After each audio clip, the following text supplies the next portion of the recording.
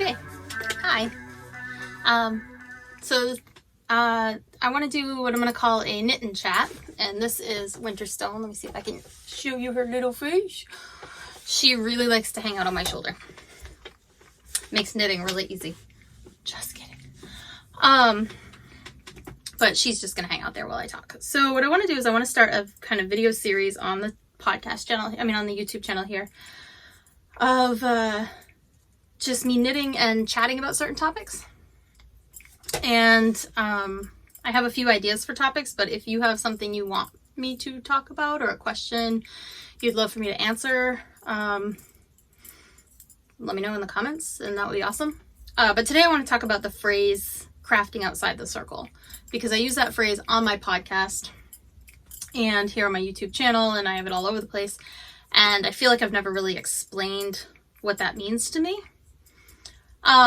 So of course, like stitch and witch is, stitch obviously is me knitting, and then witch is my pagan path. But it was really important to me from the start that the channel not be just knitters or just witches.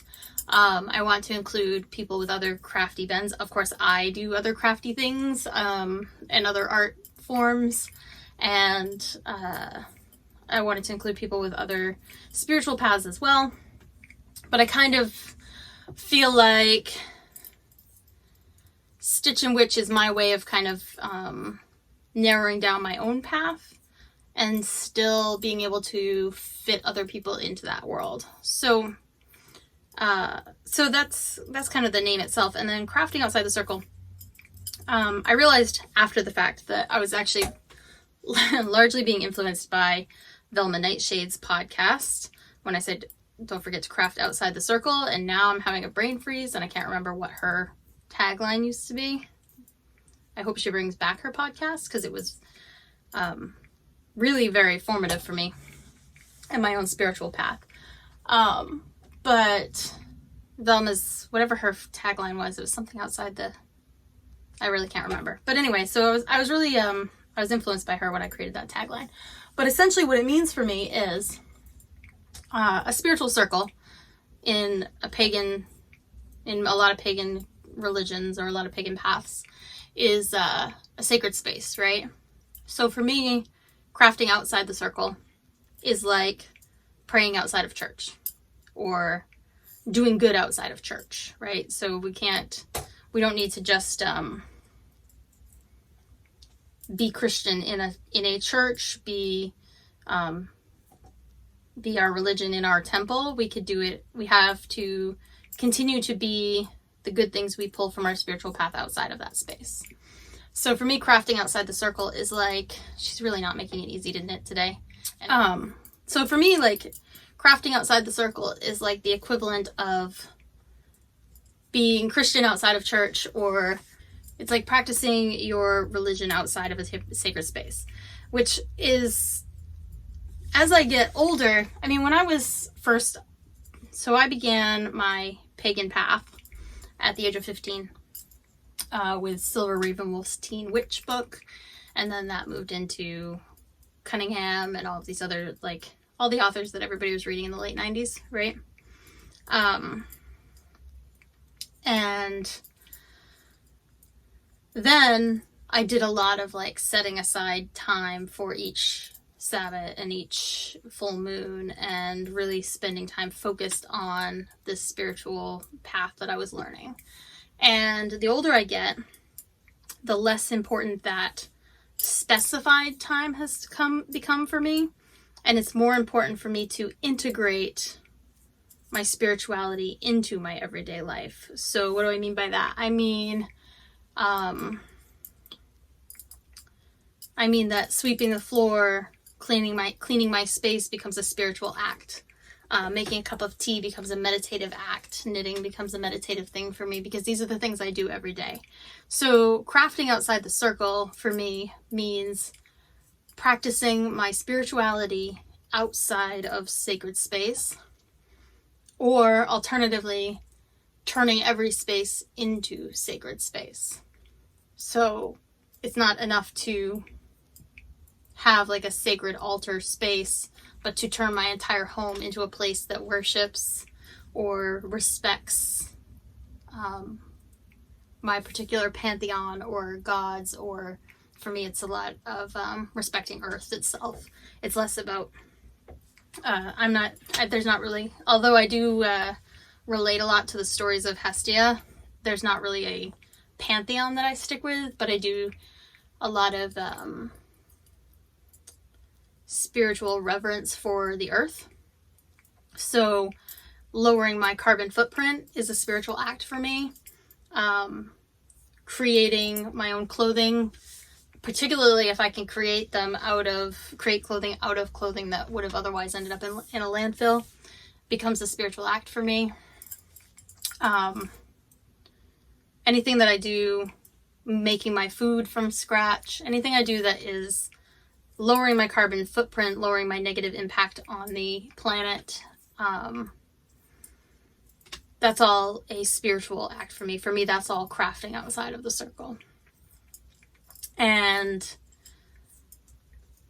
alternatively, there's also the lowercase c craft, the arts and crafts aspect of it, which for me is a lot of different things. I've mentioned quite a few times before on here and on the podcast, my no yarn left behind rule. If I'd thought ahead, I'd have worn my shirt for this. My no yarn left behind rule means that if I am given yarn, which I am given yarn a lot, because when everybody knows you knit, and then I'm going to see if I can adjust this puppy to my lap, but I guarantee you she's going to complain because the yarn's going to touch her, and she doesn't like that.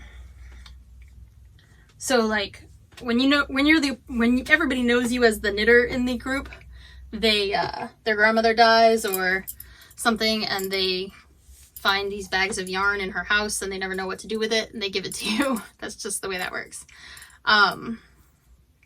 So my no yarn left behind rule means I don't throw out that yarn. I use it. Occasionally I'll give it away. I do give it away if I find that, there's a particular color or something that makes me think of another crafter, but I never throw it out. I will find a use for every yarn that is given to me, no matter how cheap, no matter what it's made out of. I'll find a use for it. And this is part of my crafting outside the circle as well, because not only is that my way, she's tickling my arm, not only is that my way of lowering my carbon footprint by not contributing to a landfill somewhere, it is also my way of thinking outside the box with my creativity. So, it's easy enough to, find the perfect yarn and the perfect pattern and put them together. It's harder when you have the imperfect yarn and you have to find a use for it, right? And I've done this in myriad ways, including taking super cheap yarn that I'd been given that was falling apart and turning it into giant pom-poms, which I then used for games of indoor dodgeball with children. There's a lot of different ways that I do this, right? I take the scraps from when I'm knitting, the little bits that get cut off the ends. I keep those in an old tissue box when I'm doing some sort of stuffed toy, or what? You want to come back off my shoulder? When I'm doing some sort of stuffed toy, or do you see this dog? You're so funny. Or my produce earrings or whatever. I fill them with those little bits of yarn left over from other projects, my little ends that I keep in my little tissue box. Where are you going? Make up your mind, little one.